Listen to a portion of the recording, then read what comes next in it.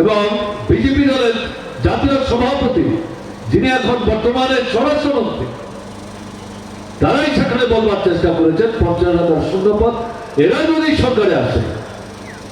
তার মধ্যে অন্যতম প্রতিশ্রুতি ছিল প্রথম মন্ত্রিসভার বৈঠকে তাদের যে হিসেবে 50,000 শূন্যপদ সেই পদ পূরণ করার সিদ্ধান্ত গ্রহণ করবে এবং তারপর থেকে এরা যতদিন সরকারে থাকবে আর শূন্যপদ সৃষ্টি হতে দেবে না।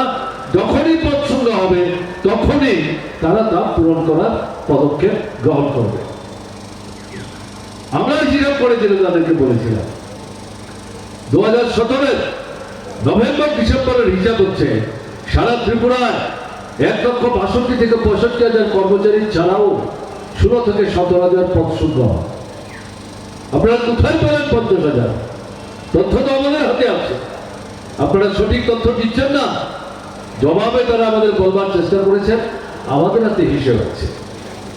আমরা সরকার তৈরি করে যখন এই শূন্যপদ পূরণ করব তখন আপনারা দেখতে পাবেন এই 50,000 কোথা থেকে কিভাবে এই হিসেব আমাদের হাতে এসছে। আমাদের অভিজ্ঞতা কি শুনছিলেন?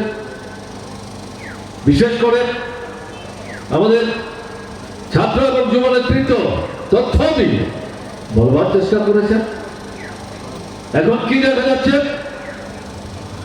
শূন্যপদ তারা যে 50,000 বলেছে কিন্তু অসত্য, এত কোনো হদিশ নেই। পূরণ করার যেমন উদ্যোগ তারা নেয়নি। 7 বছর হতে আর 2 মাস বাকি আছে।